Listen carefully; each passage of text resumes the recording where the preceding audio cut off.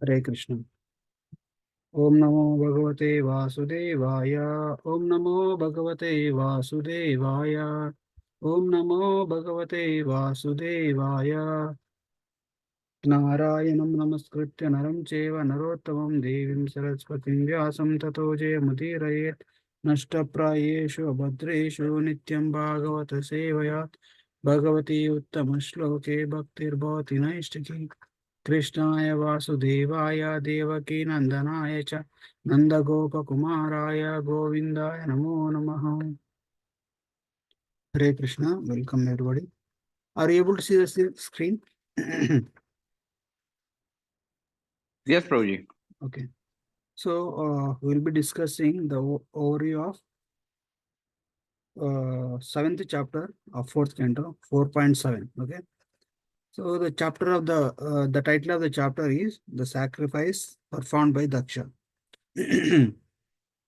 Basically, we all know, we all went through that past times where Dakṣa tried to perform yajna without Lord Shiva, and he got the repercussions, and he was killed, and his yajna was destroyed.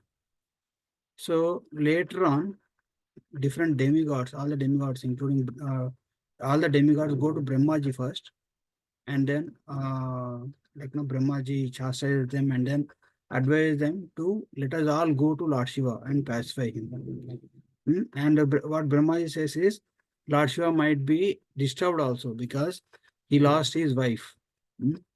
So basically, it is a disturbing situation. Somebody like a very dear one, even in the spiritual connection also. If somebody who is great, who is always assisting, who is very accommodative, and who is supportive for one's spiritual life, is offended, it is natural for one to get disturbed. Okay. So now here, Brahmaji, what does he do? He takes all the demigods to Lord Shiva, and he pacifies Lord Shiva, and by offering different prayers, and then Lord Shiva actually he says he never took any offense. Because what Lord Shiva says is that these demigods are like childish. They don't know what to do. Means see, like if demigods who are so much of in knowledge, they are childish. What to speak of the conditioned living entities like us. So that's why Lord Shiva is very merciful and magnanimous in uh, actually taking care of the demigods. Okay.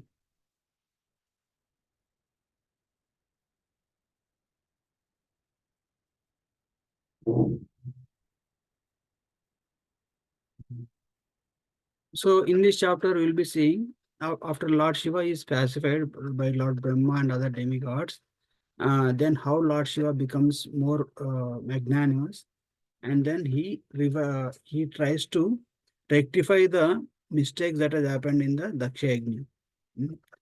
So basically, Dakṣa made a mistake, and Lord Shiva punished. And now here, Lord Shiva is going to be merciful first, then Dakṣa's heart also will transform. Now we will see here, okay? So in this chapter, we'll be discussing how Lord Shiva revives Dakṣa's life, and Dakṣa's prayer to Lord Shiva, and Daksha starts the sacrifice, and Lord Vishnu arrives, and then the demigods offer prayers to Lord Vishnu, and Lord instructs Daksha, and then Daksha completes his sacrifice. So that is the this overview of this chapter. So basically, this chapter is a very lengthy chapter because it involves the prayers of Lord Shiva and prayers of Lord Vishnu also. Okay. So here, being pacified, Lord Shiva smilingly spoke. When all that Brahma and all the demigods offered prayers for forgiveness, Lord Shiva, being pacified, smilingly he spoke. Because he to forgive once wholeheartedly is a especially a great offender like that of Daksha. is not an easy task. Mm. But the great souls, because Lord Shiva was one of the greatest of the Vaishnavas, Vaishnava Meta Shambhu, he wholeheartedly forgave everyone. And then he says that these demigods are balakai, means they are childish. They don't know what to do. Okay, they don't know how to act also. Okay, now and Lord Shiva tried to rectify the situation. Mm. So then Lord Shiva, like, because everyone in the sacrifice, they have lost different aspects, like different parts of their body. Some of them lost their whole life itself. So now Lord Shiva, what he's going to do is he's going to rectify it. Mm.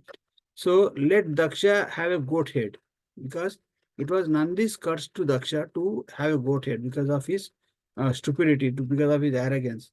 What is the symbol of a goat? If you see goats fighting, like they actually display as if they are very aggressive, but the goats doesn't have any inner potential, inner strength. Only for the sake of show off, they raise their front legs and stand there on the hind legs as if frightening. No? So, but they don't have any actually strength. It is just to show off only. So that's why Daksha's actions are like that. Daksha's posing himself as very advanced and very powerful personality, and but he is insignificant person. That's why Nandi cursed Daksha. Now you are like a goat. Your head will be replaced by goat head. That's what that is the curse that Nandi gives to Daksha. And because Nandi gave that curse, Daksha, Lord Shiva is now fulfilling that curse by saying that if Daksha has to come back into life, he will have a goat head. Okay. And then Pusha, like, because see, Virabhadra actually, like, the Shivaganas, they actually broke the teeth of Pusha. He was, because when the Lord Shiva was insulted, this Pusha was smiling so beamingly that he was showing all his teeth. Like if somebody laughs, smiles, they will show all their teeth. Means uh, it is indirectly they are making fun of the situation. And the demigods who actually, like who are actually respectable towards Daksha, who came to Daksha's sacrifice, knowing that he is doing that sacrifice out of um vengeful attitude towards Lord Shiva, they were helplessly come because they were fearful of Daksha's anger. Because Daksha is also a powerful personality, he could curse also. So that's why the demigods, out of fear, they came to Daksha's sacrifice. And when they are in the Daksha sacrifice, the Shivaganas, headed by Virabhadra, they attacked the sacrifice arena and they chopped off and they punished the demigods by cutting their limbs uh, uh, and different parts of their body. So let the demigods have their limbs restored.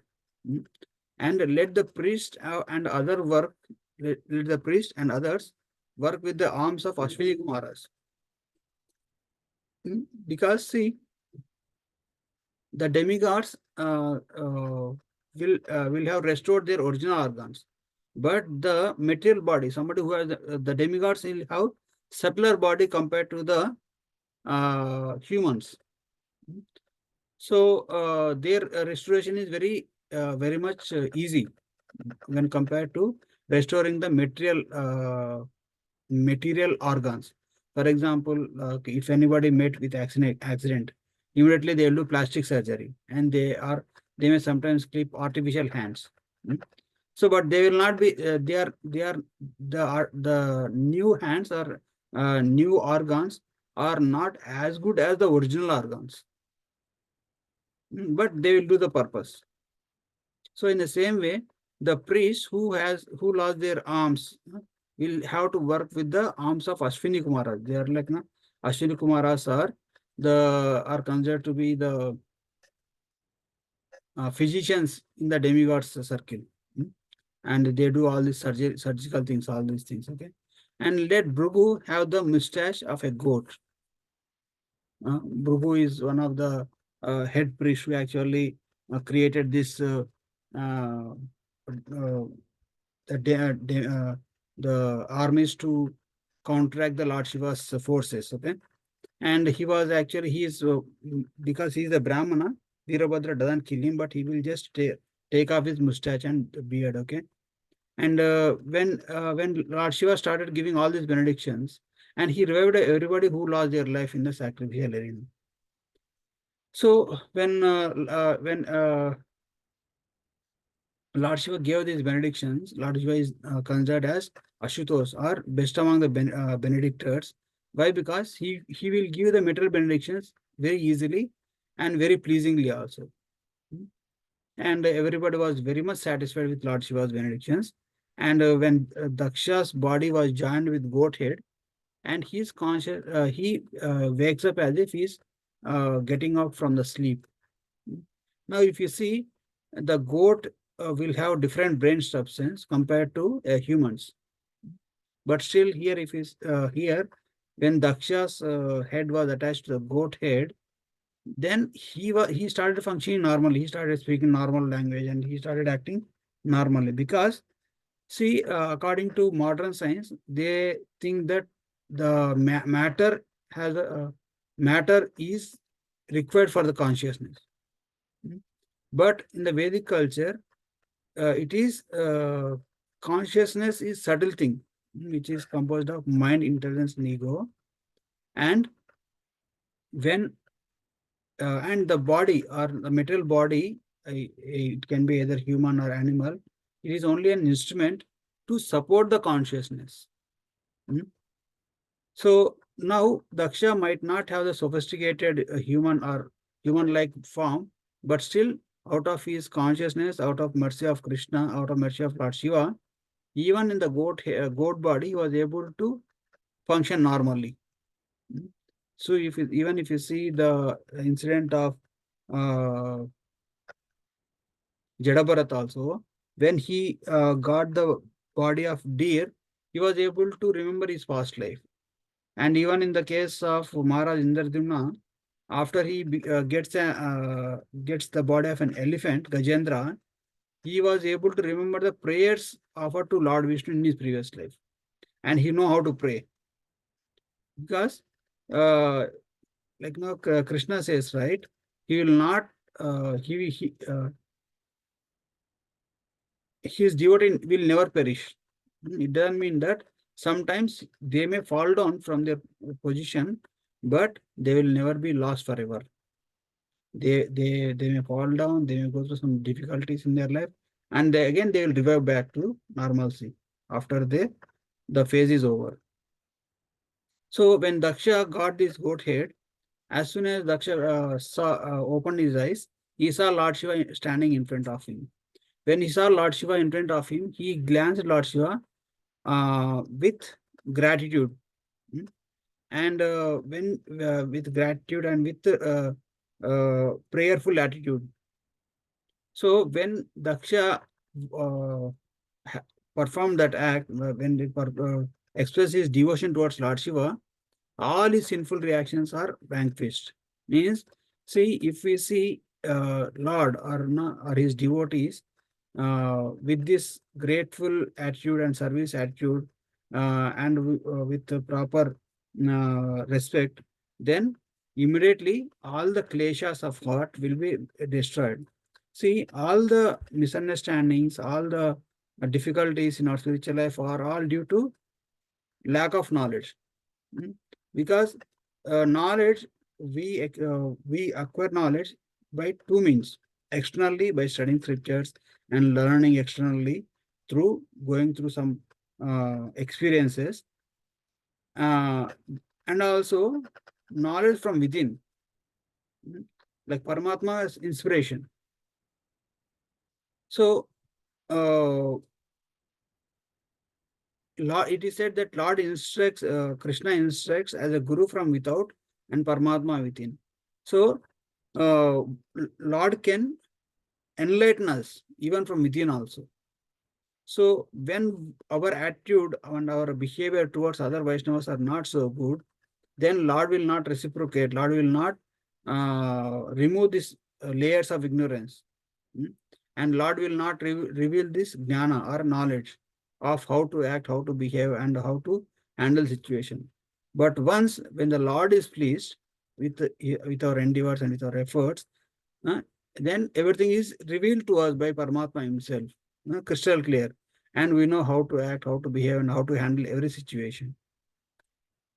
So because he was expert in doing so, that's why he's called Dakṣa. Because he was expert in material things. That's why he's called Dakṣa in his previous life. Okay. Now, when Dakṣa had this disposition towards Lord Shiva, this instantly eradicated all the sinful tendencies in his heart. And when his heart was enlightened with this knowledge, uh, then he was able to see how arrogantly, how foolishly that he has acted. Mm. And he started praying, offering prayers to the Lord Shiva. But before, when he started offering prayers to Lord Shiva, he remembered his lost daughter, Sati Devi, who lost her life. Now, earlier, when Sati Devi was giving up her body, or Sati Sagaman, not Sati Sagaman. Sati was giving up her body through the fire of by invoking the fiery element in her body. Lord Shiva was very much not like neglectful. He didn't even care. He didn't even repent also for what's happening, because his entire mind was occupied with all these impurities. Okay, so when he remembers his daughter, his eyes filled with tears, and he started offering prayers. And Daksha says that, Lord Shiva, by punishing me, you have shown your mercy, because by the actions of Daksha, he is entitled to go to the hell eternally. But when Lord Shiva punished him, he was saved from the hellish punishments. Mm. And that's why he was praying to Lord Shiva that your punishment is greatest mercy. Srila Prabhupada says, a person's advancement in Krishna consciousness can be uh, recognized when he sees some uh, punish punishment or some difficult situation as the mercy. Then it is said that that person is advancing nicely in Krishna consciousness, in his Krishna consciousness life, or in his spiritual life. Why? Because when a person become a devotee, everything comes into his life is by the will of the Lord. Mm. Of course, we should try to avoid these situations of punishment and all those things to the best of our knowledge. But despite of all our endeavors, if something is happening, means it is the will of the Lord. Mm. So unless unless there is will of Krishna, nothing will happen in devotee's life. So in that situation, the devotee will take the distressful situations as the mercy of the Lord. So means only advanced devotees can do that. Now here Daksha also uh, praising Lord Shiva, saying that your punishment actually is mercy towards me. You always protect Brahmanas. See, like there are two types of punishment: punishing a criminal, punishing a child. Hmm? Punishing a criminal means the punishment will be very harsh. You see, like in a court or in the assembly of a king, when a thief is punished, he is given very uh, intense or capital punishments, so that out of fear of this punishment, this person or other persons will be scared to do such kind of acts again. Mm. But when it comes to punishing a child, the mother or father or any guardian or any superior of the child will be thoughtful what is the amount of punishment required for this child, so that he will learn a lesson and he will not do that mistake again. Means that the punishment to a child is very mild and very concerned. Even the other case also, punishment to a criminal is also a concern by the dharmic king or the dharmic authorized person of the judge. But still, uh, when it comes to punishing a child, there is a factor of love. It is said that uh, even the cohort boys, they actually when going along with the cows, they carry stick. They carry stick and they sometimes beat the cows.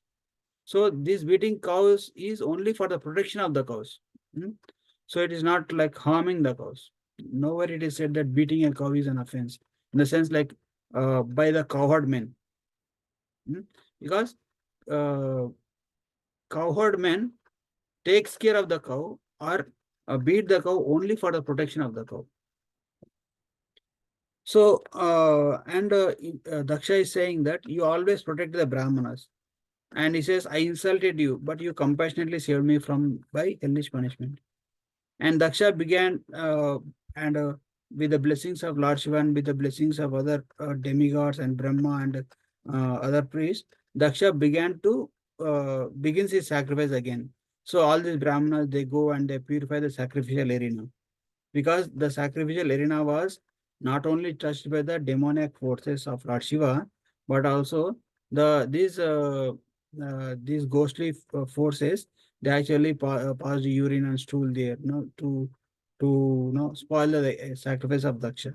So everybody, they actually purified the sacrificial arena, and then the Brahmanas sanctified the sacrificial arena, and then carried the sacrifice.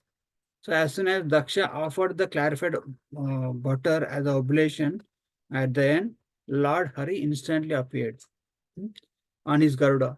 So, and then like there, how the beauty of Lord Vishnu and how what kind of dress he is wearing, what kind of ornaments, what weapons he is holding, it is elaborately described in this section of Srimad Bhagavatam. Let me just read this. So, description Lord's form is blackish in complexion, golden yellow garments, crown is dazzling with arms, crown is dazzling in the as sun, and hair bluish like black bees, face decorated with earrings, 8 hands are like eight lotus petals, holding conch, wheel, club, lotus, arrow, bows, shield, and sword, and they were decorated with golden ornaments.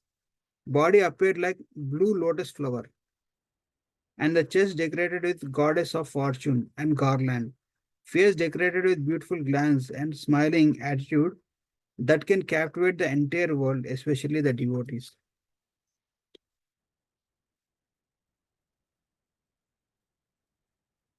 And Vajana chamaras on both sides are like swans. Now you see here means like the chamaras are actually when Lord appears, Lord comes with along with the assistants also. Hmm? So the chamaras are going on, and then white canopy. Okay. So when everybody saw the Vishnu's beautiful form, immediately they were captivated by the Lord's beauty. Hmm? And then demigods offer respectful. As soon as Lord Vishnu was visible, all the demigods led by Brahma and Indra and Lord Shiva immediately offered respects. Everyone's luster faded in the presence of Lord's effulgence. Fearful with awe and veneration, and folding their hands, they offered prayers.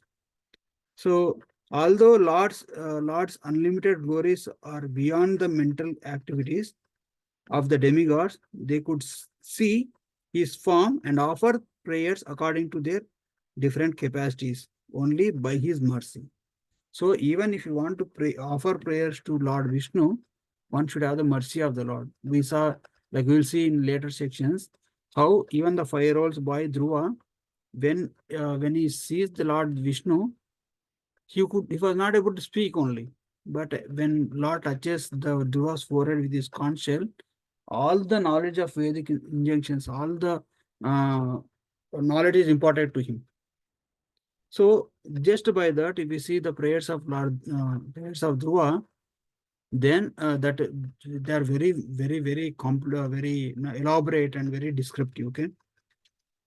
So when Lord appears, Daksha began offering prayer to Lord, the master of the sacrifice, who is the supreme guru and who is the master of uh, master surrounded by Sunanda and Nanda. Okay. And after Lord appears, different demigods offered prayers.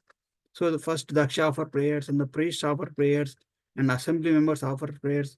Even Lord Shiva offer prayers. Bhrigu, Brahma, Indra, wives of performers of sacrifice, sages, siddhas, prasutis, lokapalas, yogishwaras, Vedas, Agni, Devatas, Gandharvas, Vidyadharas, Brahmanas, and then all others offers beautiful prayers to Lord Vishnu. So after that, Lord instructs Daksha, uh,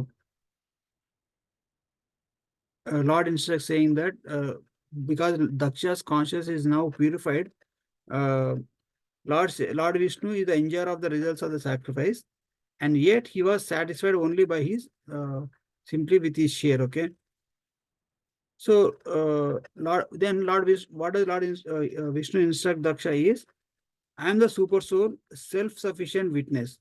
But impersonally, there is no difference between Brahma, Shiva, and me.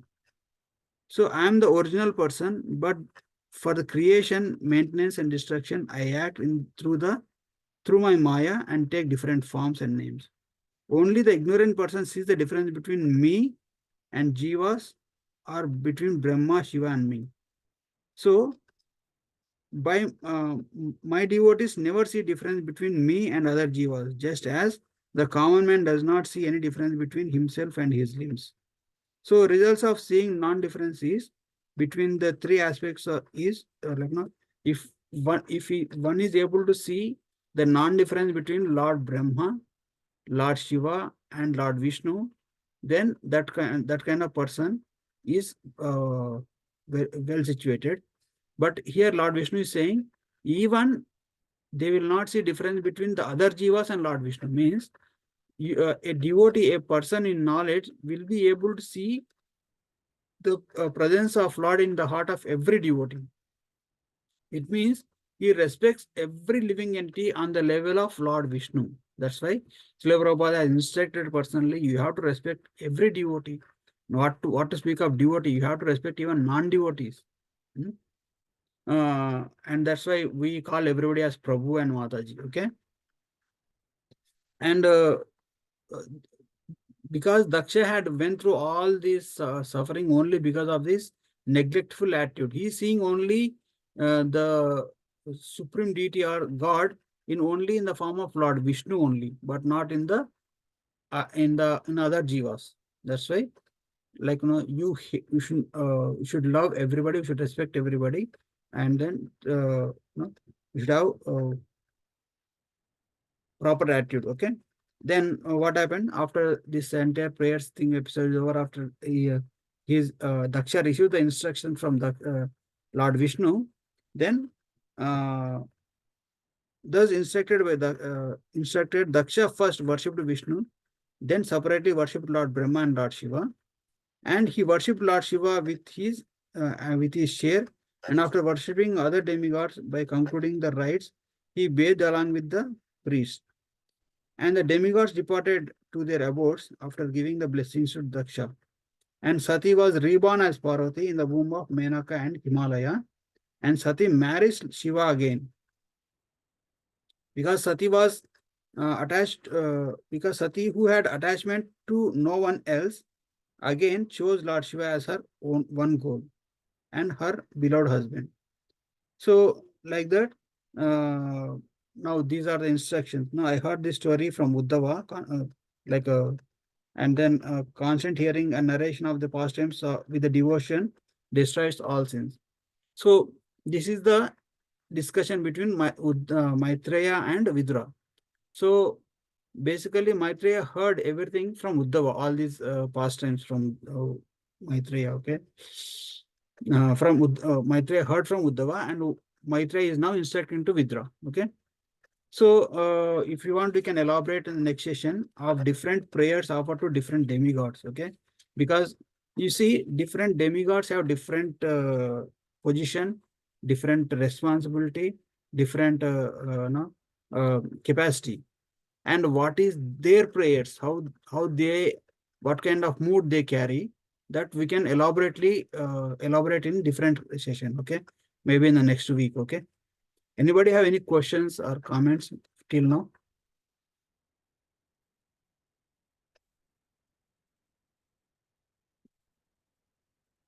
Hare Krishna. Hare Krishna, Prabhuji. Nice. Yeah, you have summarized very nicely, Prabhu. Thank you so much. Prabhuji, so you said advance when we are advancing on spiritual path, at that time we see difficulties as a mercy. Yes, bro. Means like a person, like we see no uh, as long as a person is living in this material world, he has to constantly try. He will constantly avoid the miserable situation. Because he has this he is it is deha dharma, means it is the dharma of the bodily conception. So he will try to avoid this miserable condition. But despite of all his efforts, some miseries comes unto his life. You know, see some terminal diseases, some awkward situations, some insults, even without our uh, no, without any incitation or without our involvement, some akarna, means without any reason, some blame, some situations will come into our life that will make us miserable. So at that point of time, the devotees will take it as a mercy for their purification.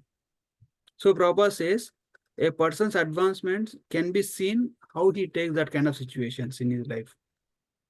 See, if somebody insults you, immediately, if you backfire and if you started insulting and yelling at that person, means that person is in a very, very, very neophyte state, or very not spiritually, not in a very advanced state. But a spiritually advanced person will see all these reversals, or uh, any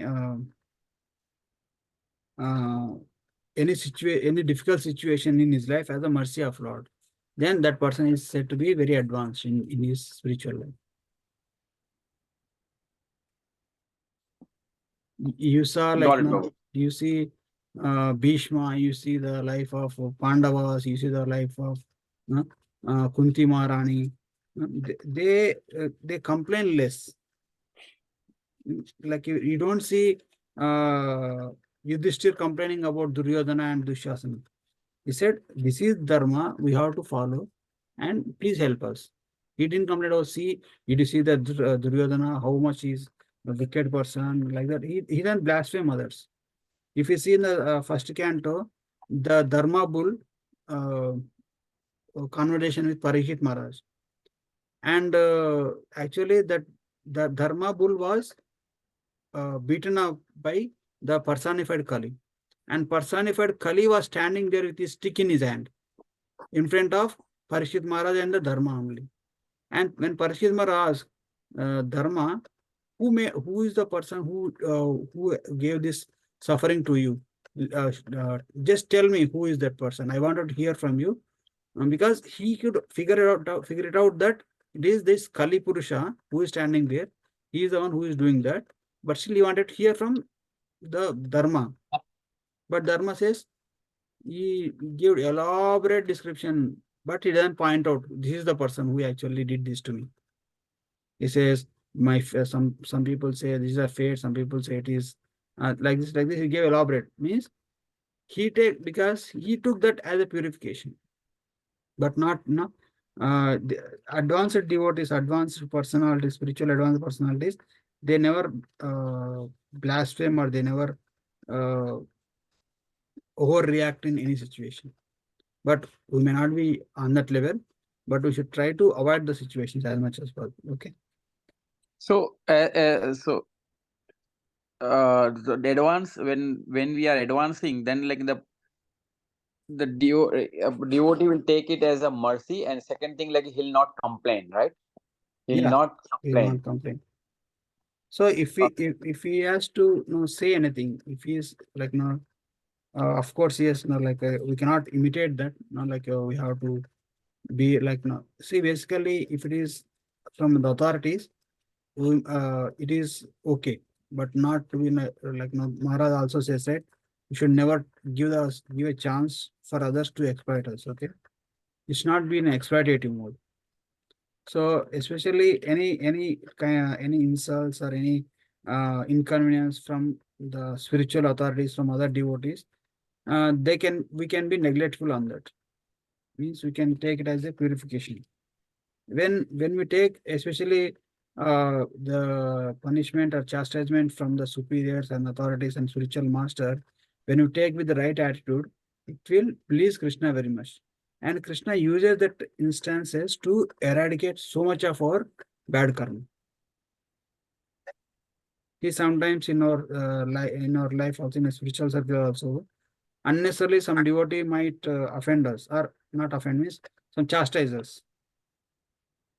And when we tolerate that, then Krishna uses that situation to eradicate so much of sinful reactions in our life.